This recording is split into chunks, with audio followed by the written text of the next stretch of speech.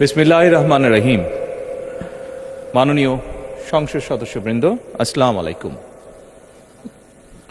ফ্যাসিবাদের নির্মমতার শিকার অসংখ্য মানুষের কান্না আর হাজারো প্রাণের আত্মত্যাগের মধ্যে দিয়ে অবশেষে আজ থেকে পুনরায় যাত্রা শুরু হতে যাচ্ছে জনগণের ভোটে জনগণের কাছে জবাবদিহিমূলক সত্যিকার অর্থে জনপ্রতিনিধিশীল জাতীয় সংসদ। বাংলাদেশের জাতীয় সংসদের রাজনীতির এই ঐতিহাসিক মুহূর্তে আমি আল্লাহর দরবারে শুকরিয়া জানাই, যার অশেষ রহমতে আমরা একটি ন্যায়ভিত্তিক গণতান্ত্রিক মানবিক বাংলাদেশ প্রতিষ্ঠার লক্ষ্যে যাত্রা শুরু করতে পেরেছি। 1971 সালের স্বাধীনতা যুদ্ধের থেকে শুরু করে 2024 সালের দেশ এবং জনগণের স্বাধীনতা রক্ষার যুদ্ধ সহ এই পর্যন্ত দেশে গণতন্ত্র এবং মানুষের অধিকার প্রতিষ্ঠার সংগ্রামে যারা শহীদ হয়েছেন, ত্রয়োদশ জাতীয় সংসদ শুরুর এই যাত্রা লগ্নে আমি তাদেরকে কৃতজ্ঞতার সঙ্গে স্মরণ করছি। এই আন্দোলন সংগ্রামে যেসব মায়েরা তাদের সন্তান হারিয়েছেন, যেসব সন্তানেরা তাদের প্রিয়জন হারিয়েছেন, যেসব পরিবার তাদের সন্তান স্বজন হারিয়েছেন, যেসব আহত মানুষকে তাদের স্বাচ্ছন্দ্যের জীবন হারাতে হয়েছে, যেসব মানুষগুলো নির্যাতন, নিপীড়ন, রাজনৈতিক হয়রানি কিংবা মিথ্যে মামলা শিকার হয়ে সর্বস্ব হারিয়েছেন, আমি তাদের সকলের অবদানকেও কৃতজ্ঞতার সঙ্গে স্মরণ করছি। দেশের ছাত্র জনতা, কৃষক, শ্রমিক, শিক্ষক, কবি, সাহিত্যিক, সাংবাদিক, চিকিৎসক, প্রকৌশলী, আইনজীবী, কামার কুমার, জেলে তাঁতি, গাড়ি চালক, ব্যবসায়ী এবং সরকারি বেসরকারি চাকরিজীবী, গৃহিণী, সারা দেশে গণতান্ত্রিক রাজনৈতিক দলের নেতা কর্মী সমর্থক তথা সর্বস্তরের সকল শ্রেণী পেশার মানুষ যাদেরকে গুম, খুন, হত্যা, নির্যাতন, নিপীড়ন, মিথ্যা হামলা মামলা কিংবা জীবন্ত মানুষের কবরস্থান তুল্য বর্বর বন্দিশালা, আয়নাঘর, কোনো কিছু দিয়েই যাদের গণতান্ত্রিক আকাঙ্ক্ষাকে রুখে দেওয়া যায়নি, যাদের সাহসী ভূমিকায় দেশে পুনরায় গণতন্ত্র ফিরে এসেছে, আমি ত্রয়োদশ জাতীয় সংসদের এই যাত্রা লগ্নে দেশের স্বাধীনতা প্রিয় গণতান্ত্রিকামী বীর ছাত্র জনতাকে জানাই অভিনন্দন।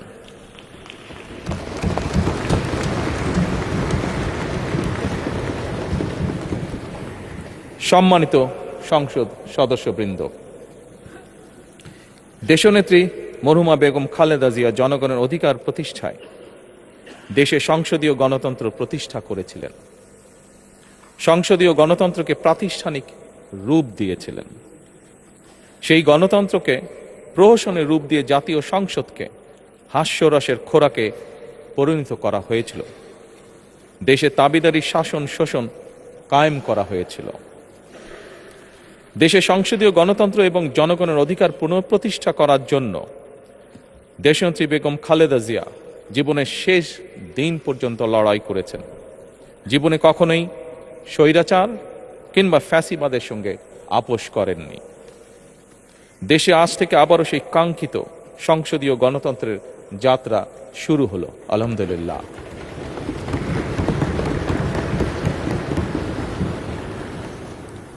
সংসদীয় রাজনীতি প্রতিষ্ঠাতা খালেদা জিয়া দেশ এবং জনগণের সাফল্যে এই শুভ মুহূর্তটি দেখে যেতে পারেননি। আজ তাই এই জাতীয় সংসদে দাঁড়িয়ে আমরা দেশ এবং জনগণের স্বার্থে আপসীন নেতৃত্ব, ব্যক্তিত্ব, স্মরণীয়, বরণীয়, অনুকরণীয় রাজনীতিবিদ মরহুমা খালেদা জিয়াকে গভীর শ্রদ্ধার সঙ্গে স্মরণ করছি।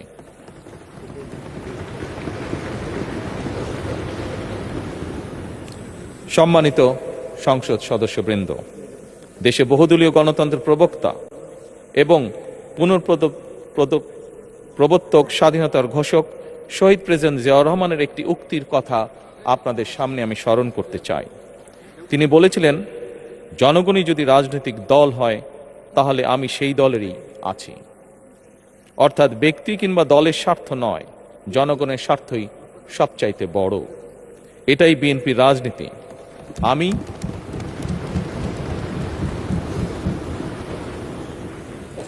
আমি প্রথমবারের মতন বাংলাদেশ জাতীয়তাবাদী দল বিএনপি থেকে জাতীয় সংসদ সদস্য নির্বাচিত হয়েছি।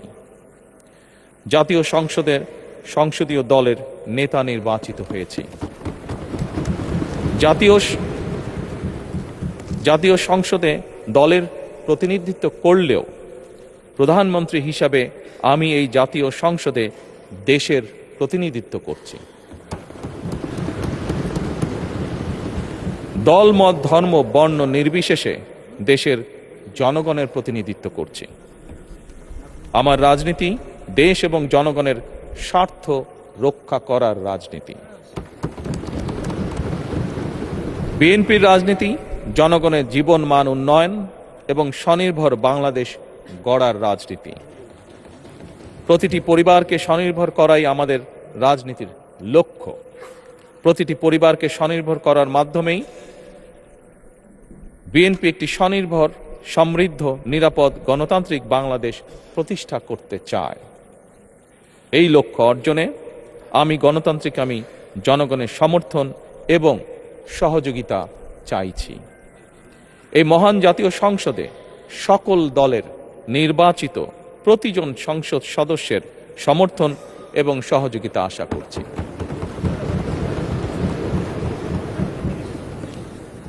সম্মানিত সংসদ সদস্যবৃন্দ, আমি বিশ্বাস করি আমাদের দল কিংবা মত কিংবা কর্মসূচি ভিন্ন হতে পারে, কিন্তু তাবেদার মুক্ত, ফ্যাসিবাদ মুক্ত একটি স্বাধীন, সার্বভৌম, নিরাপদ, স্বনির্ভর বাংলাদেশ প্রতিষ্ঠায় আমাদের মধ্যে কোনো বিরোধ থাকতে পারে না, বিরোধ নেই।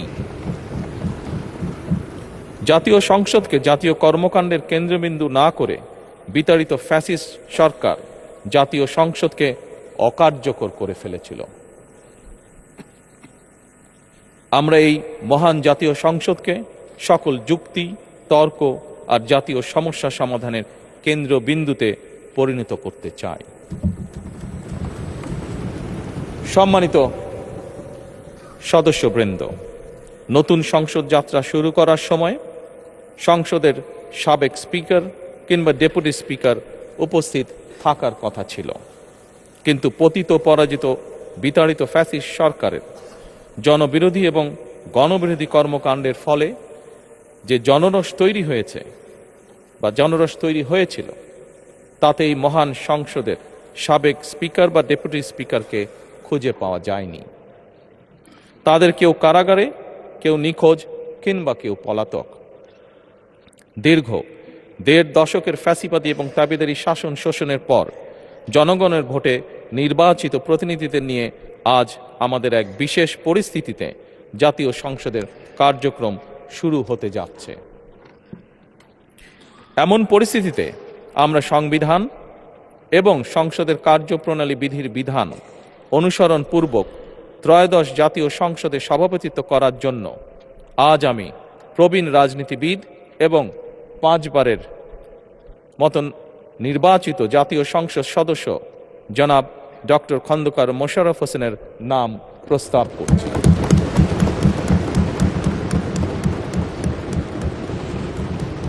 সম্মানিত সংসদ সদস্যবৃন্দ, আমাদের সংসদীয় রীতিনীতির ইতিহাসে এই ধরনের পরিপ্রেক্ষিত নজিরবিহীন নয়। 1973 সালে তৎকালীন প্রধানমন্ত্রী মরহুম শেখ মুজিবুর রহমান ওই সংসদের সদস্য মাওলানা আব্দুর রশিদ তর্কবাধীশের নাম প্রস্তাব করেছিলেন এবং তার সভাপতিত্বে বাংলাদেশের প্রথম সংসদের প্রথম অধিবেশন শুরু হয়েছিল। আমি জাতীয় সংসদের সকল সম্মানিত সদস্যকে স্বাগত এবং ধন্যবাদ জানাই। আল্লাহ হাফেজ। বাংলাদেশ জিন্দাবাদ।